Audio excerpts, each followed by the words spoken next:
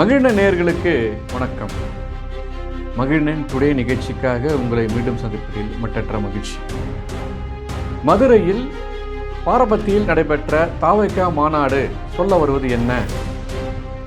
வருகின்ற தேர்தலில் எனக்கான ஒரே எதிரி திமுக தான் என்று வெறும் திமுகவை மட்டும் கட்டம் கட்டுவது எதற்காக?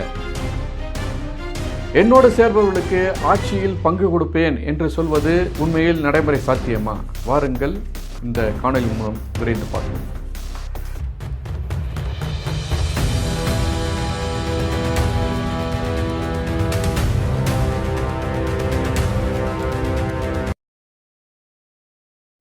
வணக்கம் நண்பர்களே. மதுரையில் நடைபெற்ற தாவேகாவினுடைய 2வது மாநில மாநாடு பல்வேறு செய்திகளை இந்த தமிழ் உலகத்திற்கு விடுத்திருக்கிறார் அந்த கட்சியினுடைய தலைவர் நடிகர் விஜய் அவர்கள். நாட்டில் பல்வேறு மக்கள் தனக்கான ஒரு அங்கீகாரத்தை தேடி அது கட்சியாகவோ சங்கமாகவோ தன்னை முன்னிலைப்படுத்திக் கொள்வது என்பதற்கு முழு அதிகாரம் உள்ள இந்த இந்திய திருநாட்டில், அதுவும் குறிப்பாக தமிழகத்தில் திரு விஜய் அவர்கள் தன்னுடைய அடுத்த அடியை எடுத்து வைத்திருக்கிறார் இந்த மாநாட்டின் மூலம் என்று ஊடகவியலாளர்களால் பார்க்கப்படுகிறது.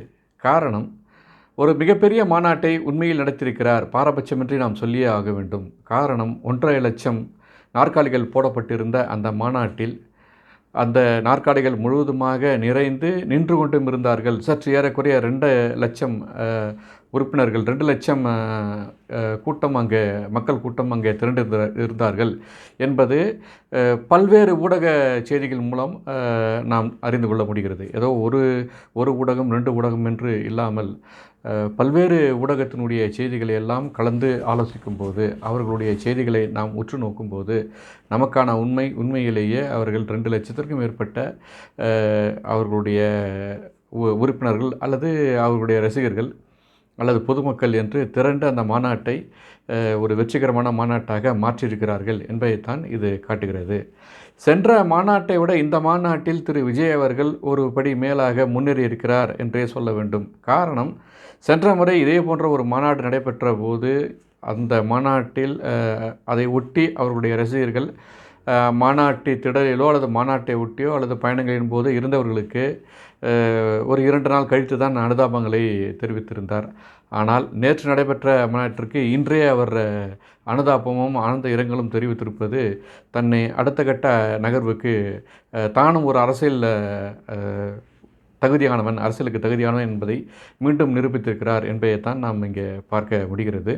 அது மட்டுமல்ல, 67 அதாவது 1967 77 காலகட்டங்களில் நடந்த ஒரு மிகப்பெரிய மாற்றத்தை நாம் மீண்டும் எடுத்து வருவோம் என்று திரு விஜய் அவர்கள் சொல்லியிருப்பது, அது என்ன 67 77 என்று சொல்கிறார்களே என்றால், 67 அண்ணா ஆட்சி பிடித்ததும் 77 புரட்சி தலைவர் அவர்கள் ஆட்சி கட்டையில் ஒரு மிகப்பெரிய மாற்றத்தோடு பெருவாரியாக வெற்றி பெற்றதும் அந்த மாதிரியான ஒரு நிகழ்வு மீண்டும் நடைபெறுவதற்கான சூழல் இப்பொழுது கணிந்திருக்குது என்று திரு விஜய் அவர்கள் சொல்வது பலருக்கு கேள்விக்குறிதான் என்ற ஒரு முனைப்போடு பார்க்கிறார்கள். ஏன் கேள்விக்குறி என்றால், பல ஆண்டுகள் ஆட்சி செய்த காங்கிரஸ் ஆட்சியை துடைப்பதற்கு அண்ணா என்ற ஒரே ஒரு பெயர் மட்டும் அங்கே திமுகவிற்கு தேவைப்படவில்லை.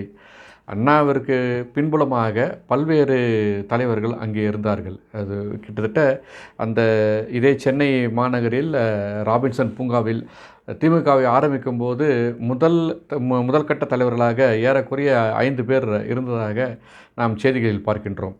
திரு கலைஞர் கருணாநிதி அவர்களுக்கு அப்போது இல்லை, ஆனால் பின்னாளில் அவர்தான் அந்த கட்சியையும் ஆட்சியையும் தனக்கான பொருளாக மாற்றிக்கொண்டார் என்பது வரலாறு.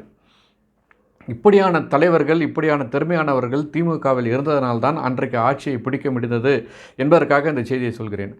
அந்த 6 பேரில் மிகச்சிறந்த அறிவாளிகள், மிகச்சிறந்த பேச்சாளர்கள், குறிப்பாக நெடுஞ்செழியன், இந்திய என்வி நடராஜன், அழகிரியை போன்ற ஒரு பேச்சாளர்கள் இல்லை என்று அப்பொழுது சொல்ல நாம் கேட்டுக்கின்றோம். இப்படி ஏகப்பட்ட பேர், ஈவிகே இளங்கோவனுடைய தந்தையார் ஈவிகே சம்பத் போன்றவர்களெல்லாம் அப்பொழுது களத்தில் இருந்து திமுகவிற்காக போராடி இருக்கிறார்கள். அப்படி போராட்டத்தினுடைய விளைவு தான் திமுக இன்றைக்கு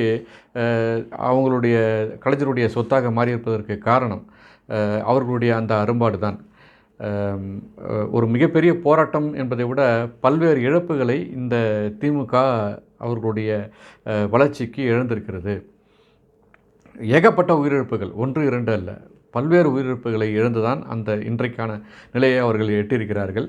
ஆனால் ஒரு துரதிர்ஷ்டவசம் என்னவென்றால், இறந்தவர்களுடைய குடும்பம் இன்று வரை இறந்ததாகவே இருக்கிறது. ஆனால் அந்த கட்சியை கைப்பற்றியவருடைய குடும்பம் மட்டும் பல தலைமுறைக்கு இருக்கக்கூடிய நிலைக்கு மாறி இருக்கிறது என்பது வேதனையான ஒரு செய்தி.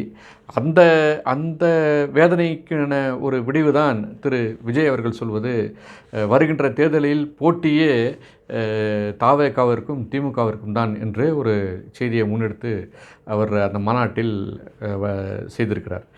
அவரவர் கட்சிக்கு அவருடைய தலைவராக அவர் சொல்வதில் நமக்கு மாற்று கருத்து இருக்க முடியாது. ஆனால் நிதர்சனமான உண்மை என்னவென்று சொன்னால், அந்த 5 தலைவர்கள் திமுகவிற்கு முக்கியமானவர்கள் என்று சொன்னேன். அதைவிட அன்றைக்கு அவருக்கு பலமாக இருந்தது புரட்சித் தலைவர் எம்ஜி ராமச்சந்திரன் அவர்கள். எனக்கு நேரம் இல்லை, நான் வேணால் நிதி கூட கொடுக்குறேன், நீங்கள் கட்சி நடத்துங்கன்னு புரட்சித் தலைவர் எம்ஜிஆர் அவர்கள் சொல்ல, அண்ணா அவர்கள் நீ ₹1,00,000 கொடுக்கறத விட உன் முகத்தை மக்கள்கிட்ட காமி, அது எனக்கு பல ஓட்டுகளை எனக்கு கொடுக்கும் அப்படின்னு சொல்லிட்டு அவருடைய திறமையை முழுமையாக பாராட்டி அவரை அங்கீகரித்தவர் அறிஞர் அண்ணா. அந்த அன்புக்காக கட்டுப்பட்டவர் புரட்சித் தலைவர் எம்ஜிஆர். அந்த ஒரு மிகப்பெரிய சக்தி அண்ணாவிற்கு எம்ஜிஆர் மூலம் கிடைத்ததனால்தான் அன்றைக்கு அந்த வெற்றி என்பது எளிமையாக இருந்தது. அதே வெற்றி தான் பின்பு எம்ஜிஆர் அவர்களை களத்திற்கு வரும்போது அவருக்கும் அது பயன்பட்டது. அப்படி என்ன அவருக்கான வசீகரம், வெறும் திரைப்பட நடிகர் என்பதால் மட்டுமே எம்ஜிஆரால் வெற்றி பெற முடிந்தது என்று நீங்கள் நினைத்திருப்பீர்களானால் அது உண்மையல்ல. அவர் தான் எந்த அளவிற்கு சம்பாதித்தாரோ, பொருளாக அன்பாக எவ்வளவு சம்பாதித்தாரோ அதை எல்லளவும் குறையாமல் திரும்பவும் மக்களிடத்திலேயே கொடுத்தார் என்பதால் தான் அன்றைக்கு இருந்த அந்த தமிழக மக்கள் புரட்சித் தலைவர் எம்ஜிஆரை அவர் இறக்கும் தருவாய் வரை அவர்தான் எங்களுக்கான முதல்வர் என்று ஏறக்குறைய 13 ஆண்டுகள் வேறு யாருக்குமே வாய்ப்பு கொடுக்காத நிலைக்கு அவரை நிறுத்தி வைத்தது இந்த தமிழகத்திலே. அப்படி திரு விஜய் அவர்கள் ஏதாவது செய்திருக்கிறாரா என்று சொன்னால், நம்ம ரஜினிகாந்த் சொன்ன மாதிரி தான், அவர் செய்கிறது வெளில தெரியாது. அவர் எவ்வளோ செஞ்சுருக்காரு தெரியுமா? கல்யாண மண்டபம் கட்டி கொடுத்துருக்காரு, நிறைய பேருக்கு கல்வி நிதி கொடுத்துருக்காரு, நிறைய புத்தகங்கள் கொடுத்துருக்காரு, இப்படின்னு சொல்லிட்டு வருஷம் பண்ணுவாங்க. ஆனால் இதெல்லாம் பெற்று விளம்பரத்திற்காக நீங்கள் செய்து விளம்பரப்படுத்தி கொண்டது. ஆனால் விளம்பரப்படுத்தாமல் செய்த செயல்தான் அன்றைக்கு மிகப்பெரிய ஜாம்பவனாக இருந்த நம்முடைய தமிழக முன்னாள் முதல்வர் எம்ஜி ராமச்சந்திரன் அவர்கள். எம்ஜிஆர் என்று மக்களால் விரும்பி ஏற்றுக்கொண்ட ஒரு மாபெரும் தலைவன். அவரால் அன்றைக்கு அந்த வெற்றி பெற முடியுது என்று சொன்னால், தனக்கு ஈடாக மற்ற தலைவர்களை அவர் உருவாக்கி வைத்து கொண்டார். திரு எம்ஜிஆர் அவர்கள் ஒரு கூட்டத்தில் பேசினால் எந்த அளவிற்கு ஒரு கூட்டம் கூடுமோ அதே அளவிற்கு அன்றைக்கு அந்த கட்சியில் முக்கிய நிர்வாகியாக இருந்த நெடுஞ்செழியன் அவர்கள் பேசினாலும் அதே கூட்டம் கூடும். அதே மாதிரி திரு ஆரம் வீரப்பன் பேச்சாளர் இல்லை, ஆனால் செய்திகளை நிறைய வரலாற்று செய்திகளை கொடுக்கக்கூடிய வல்லமை பெற்றவர். அவர் பேசினாலும் அந்தளவுக்கு கூட்டம் சேரும். எஸ்டி சோமசுந்தரம் பேசினாலும் கூட்டம் சேரும். இப்படி ஒரு பெரிய அறிவாளிகளை தன் பக்கத்தில் அமர்த்திருந்தார். அவர்களுக்கு சமஈடாக தனக்கான வாய்ப்புகளை அவர் எந்த இடத்திலும் நிறுத்தி கொள்ளாமல் வாரி வழங்கினார். இந்த முயற்சி தான் அன்றைக்கு திரு எம்ஜிஆர் அவர்களை வெற்றி பெற செய்தது. அது மட்டுமல்லாமல் அவருடைய ஒவ்வொரு தேர்தலிலும் தனியாக அவர் முதலில் நிற்க அவர் முயற்சி செய்யவில்லை. சிறிய கட்சிகளை கூட கூட்டு சேர்ந்து அவர் அந்த தேர்தலை நடத்தி வெற்றி பெற்றார்.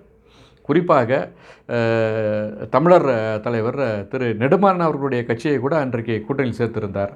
குமரேனந்தன் அவர்களுடைய கட்சியை கூட கூட்டணியில் சேர்த்திருந்தார்.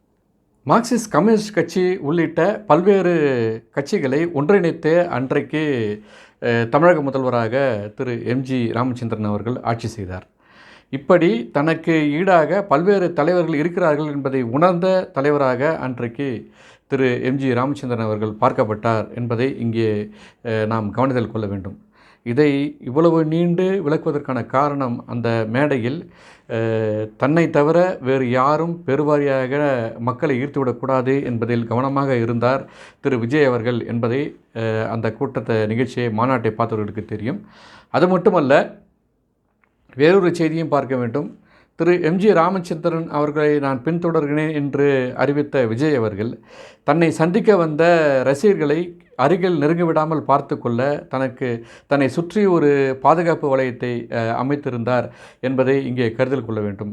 குறிப்பாக ஒரு ரசிகர் அவரை பார்க்க அருகே வருவார். அந்த ரசிகரை அங்கே இருந்த பாதுகாவலர் அப்படியே தூக்கி போடுவார். நீங்கள் வீடியோவில் பார்த்தீங்கன்னா தெரியும் எப்படி போடுறாருன்னு உங்களுக்கு நீங்களே பார்ப்பீங்க.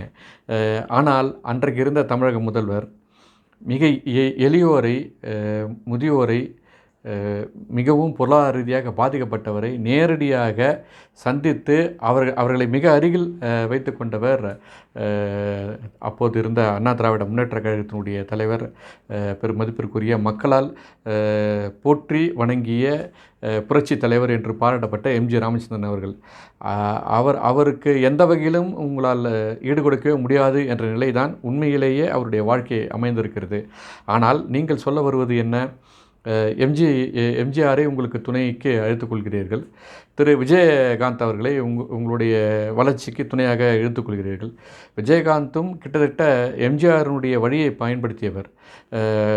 அதை எதுக்கு அப்படி நான் இந்த இடத்துல சொல்கிறேன்னா, அவரும் என்ன பண்ணார்னா, தான் சம்பாதித்த சொத்துக்களில் கிட்டத்தட்ட ஒரு குறிப்பிட்ட சதவீதத்தை ஏழை எளியோருக்கு தானமாக வழங்குவதில் எல்லளவும் குறைந்தவர் இல்லை என்பதை அவர் வழிகாட்டி வாழ்ந்து மறைந்து சென்றவர். ஒரு குறிப்பிட்ட காலத்தில் இலங்கை தமிழர் பிரச்சனை என்று முடிகிறதோ அன்றுதான் நான் என்னுடைய பிறநாளை கொண்டாடுவேன் என்று செய்தியாக மக்களுக்கு சொன்னவர் திரு விஜயகாந்த் அவர்கள். அவருக்கும் அவருடைய கொள்கைக்கும் தமிழ்நாட்டினுடைய வளர்ச்சிக்கும் ஏகப்பட்ட வித்தியாசம் இன்றைக்கு இருக்கிறது. காரணம், இன்றைக்கு அவருடைய கட்சி என்பது குடும்ப கட்சியாக மாறிவிட்டது. என்றாலும் கூட ஒரு காலத்தில் திரு விஜயகாந்த் அவர்கள் கூட புரட்சித் தலைவருடைய கொள்கைகளை அப்படியே பின்பற்றக்கூடிய நிலையில் இருந்தார். அவருடைய பிரச்சார வாகனத்தை முதற்கொண்டு இவர் பயன்படுத்தி கொண்டார் என்பதையெல்லாம் இங்கே நாம் பார்க்க வேண்டும். அடுத்த செய்தியாக திரு விஜய் அவர்கள் மக்களிடத்திலே சொல்ல வருவது என்னவென்றால், எனக்கும் திமுகவிற்கும் தான் போட்டி என்று அறிவிக்கும்போது திமுகவுடைய கடந்த கால வரலாறு என்பது முள்ளும் மேடுமாக இருந்தது தான். ஆனால் இன்றைக்கு ஒரு தனிநபர் குடும்பத்து சொத்தாக மாறிவிட்டது என்பதை நாம் இங்கே கருத்தில் கொள்ள வேண்டும். அதற்கு ஒரு செய்தி இன்றைக்கு உள்துறை அமைச்சர் அமித்ஷா அவர்கள் தமிழகத்திற்கு வந்து அவருடைய கட்சி நிகழ்ச்சியில் பேசும்போது, வருகின்ற தேர்தலில் திமுக எதிர்த்து அண்ணா திராவிட முன்னேற்ற கழகமும் பாஜகவும் இணைந்த கூட்டணி, அந்த கூட்டணி என்பது ஏறக்குறைய 39% ஓட்டு வங்கியுடன், ஓட்டு வாக்குகளுடன் மிகப்பெரிய வெற்றியை பெற்று ஆட்சி அமைக்கும் அப்படின்னு ஒரு செய்தியை சொல்கிறார். உடனே அதற்கு எதிர்வினையாற்றுவதற்காக திராவிட முன்னேற்ற கழகத்தினுடைய அமைச்சர் திரு ரகுபதி அவர்கள் சொல்கிறார். என்ன சொல்கிறாருன்னா, அதற்கு வாய்ப்பே இல்லை, வருகின்ற தேர்தலில் திமுக வெற்றி பெறும், அப்பொழுது உதயநிதி தான் வந்து தமிழகத்தினுடைய முதல்வராக இருப்பார், மு.க. ஸ்டாலின் அவர்களுக்கு அடுத்ததாக தமிழக முதல்வராக அலங்கரிக்கக்கூடியவர் உதயநிதி தான் அப்படின்னு ஒரு செய்தியை திரு ரகுபதி அவர்கள் சொல்கிறாரு. பாருங்கள், ஒரு கட்சி எந்த அளவுக்கு கட்டுக்கோப்பாக எவ்வளோ தான் உங்களை பற்றி குறை சொன்னாலும் என் கட்சியினுடைய தலைவர் வந்து வழி வழியாக அப்பா, தாத்தா, அப்பா, பையன், பேரன் தான் போகுது. இந்த மாதிரி உங்கள் கட்சியில் யாரையாவது உங்களால் வழிகாட்ட முடியுமா? ஜோசப் விஜயை தாண்டி வேறு யார் இருக்காங்கன்னு உங்களால் சொல்ல முடியுதா? காரணம், சொல்லவே முடியல. ஏன் சொல்ல முடியல நான் சொல்கிறேன்னா, உங்களுக்கு முன்னாடி பேசக்கூடியவங்க 2 பேர் தான், 3 பேர் பேசுனாங்கன்னு நினைக்கிறேன். ஒருத்தர் வரையறுப்புரை பேசினார், அதுக்கப்புறம் வந்து அந்த தேர்தல் பணிக்குழுவினுடைய தேர்தல் வகுப்பாளர் பேசினார், அப்புறம் முன்னாள் அரசு அதிகாரி ஒருத்தர் பேசியிருக்கார். இவங்க 3 பேருக்கு மட்டும்தான் உங்களால் நேரத்தை ஒதுக்க முடியுது, அல்லது இவங்க தான் தலைவரும் உங்களால் காமிக்க முடியுது. ஆனால் ஒரு திராவிட முன்னேற்ற கழகத்தினுடைய மாநாடு என்று சொன்னால் மேடையிலே குறைந்தபட்சம் ஒரு 100 பேர் அமர்ந்திருப்பாங்க. உங்கள் கட்சியில் அதுக்கான வாய்ப்பில்லை. ஒரு 50 பேராவது கோரிக்கையை வலியுறுத்தியாவது அல்லது இந்த தீர்மானத்தை வாசிக்கிறதுக்காவது வந்து பேசிட்டு போயிருப்பாங்க. உங்கள் கட்சியில் 4 பேர் மட்டும் தான் பேசுறதுக்கு நீங்கள் வாய்ப்பை கொடுக்குறீங்க, 4 பேர் தான் மக்கள்கிட்ட அறிமுகப்படுத்துகிறீங்க. ரெண்டாவது, நீங்கள் தீர்மானமாக சொல்லிட்டீங்க உங்களுக்கான எதிரி திமுக தான் அப்படின்னு சொல்லிட்டு. ஆனால் திமுக தனக்கான எதிரி தன் கூட்டணி கட்சியை தாண்டி உள்ள அனைத்து கட்சிகளுமேன்னு சொல்லிட்டு அவங்க சொல்கிறாங்க. இப்படி உங்களால் எந்த வகையிலுமே தனக்கு ஈடாக ஒரு கட்சியை நீங்கள் காட்டவே முடியாத அளவிற்கு தான் இருக்கிறீர்கள். நாங்கள் எங்கள் கட்சியில் கூட்டணிக்கு வந்தால் அவங்கள அமைச்சரவைக்கு நாங்கள் வாய்ப்பு கொடுப்போம்னு சொல்கிறீங்க. ஆனால் எந்த கட்சியும் உங்கள்கிட்ட கூட்டணி பேசுந்தா செய்தியே வெளியே வரல. இப்படி ஏகப்பட்ட முரண்கள் ஒரு தலைவராக உங்களால் முன்னிலைப்படுத்திக் கொள்ள முடியாத நிலையில் ஒரு ரசிகர் மன்ற தலைவராக மட்டுமே நீங்கள் பார்க்கப்படுகிறீர்கள் என்ற செய்தி தான் இந்த கூடிய கூட்டத்தை நம்மால் பார்க்க முடிகிறது. காரணம், கூடிய கூட்டம் என்பது 16 வயதிலிருந்து 35 வயதுக்குள்ளான இளைஞர் கூட்டமாகவே இருக்கிறார்கள். கூடிய கூட்டமெல்லாம் ஓட்டுகளாக மாறுமா என்று சொன்னால், திமுகவுடைய தலைவர் ஒரு முறை சொன்னார், கூட்டத்தை பார்த்தலாம் நான் ஏமாறுறவங்க கிடையாது, இந்த கூட்டம்லாம் எனக்கு ஓட்டாக போட்டு நான் நம்ப மாட்டேன் அப்படின்னு சொன்னார். ஆனால் அதே மாதிரி உண்மையிலேயே அந்த அந்த தேர்தலில் அவர் தோற்று போனார். ஆனால் அவருக்கான கூடிய கூட்டம் அன்றைக்கு இருந்த அதிமுகவுடைய தலைவர் பெருமதிப்பிற்குரிய செல்வி ஜெயலலிதா அவர்களை விட அதிகப்படியான கூட்டம். ஆனால் அந்த கூட்டமே அவருக்கு ஓட்டு போடல என்பதை பின்னாளில் அவர் சொல்லும்போது நாம் கேட்க முடிந்தது. இந்த கூட்டம் அதே மாதிரி தான் இந்த கூட்டத்தையும் நம்ம பார்க்க முடியுது. இந்த கூட்டமும் உங்களுக்கு ஓட்டாக மாறுமா என்றால் கேள்விக்குறி தான். நண்பர்களே, ஒவ்வொரு காலகட்டத்திலும் பல தலைவர்கள் உருவாவதாக நாம் பார்க்கின்றோம். ஆனால் நிலைத்து நிற்கக்கூடிய தலைவர்களாக மக்கள் தலைவர்கள் தான் இருக்கிறார்கள். இந்த இந்த காணொளியில் நாம் ஒரு செய்தியை உங்களுக்கு பதிவிட்டிருந்தேன். ஒரு தலைவரை பார்க்க தொண்டர் ஓடி வரும்போது அந்த பாதுகாவலரால் நிராகரிக்கப்படுகின்ற ஒரு சூழலில் இதே தமிழகத்தின் ஒரு தலைவராக மக்களால் ஏற்றுக்கொள்ளப்பட்டு பல்வேறு சாதனைகளுக்கு சொந்தக்காரரான திரு அன்புமணி ராமதாஸ் அவர்கள் அவர்களுடைய கட்சி தொண்டர்களை ஒவ்வொரு கூட்டம் முடிந்த பின்பும் இதற்கென்றே நேரத்தை ஒதுக்கி அவர்களோடு புகைப்படம் எடுத்துக்கொண்டு குழு புகைப்படம் எடுத்துக்கொண்டு கலந்து பேசுவதை நாம் தொடர்ந்து பார்த்து கொண்டிருக்கின்றோம். அதுபோல் திரு அண்ணாமலை அவர்களும் அந்த ரசிகர்களோடு, அந்த நண்பர்களோடு, அந்த கட்சி உறுப்பினர்களோடு இருந்து பேசுவதையும், திரு சீமான் அவர்களும் தொடர்ந்து மக்களோடு மக்களாக நின்று பேசுவதையும் நாம் கடந்த காலங்களில் தமிழகத்தினுடைய தலைவர்களாக நாம் பார்க்கின்றோம். இந்தியா என்ற தேசத்தின் மகனாக திரு ஜோசப் விஜய் அவர்களை தமிழகம் ஏற்றுக்கொள்ளும். ஆனால் அவங்களுக்கு ஓட்டு போடுமா என்ற கேள்வியோடு இந்த காணொளியில் இருந்து விடைபெறுகிறேன். மீண்டும் ஒரு அடுத்த காணொளியில் மீண்டும் சந்திப்போம். உங்கள் ஆதரவோடு தான் மகிழன் தொலைக்காட்சி வெற்றியடைய போடுகிறது என்பதை கருத்தில் கொண்டு தொடர்ந்து எங்களுக்கு ஆதரவு தாருங்கள், ஷேர் செய்யுங்கள், லைக் செய்யுங்கள். மீண்டும் சந்திப்போம். நன்றி, வணக்கம்.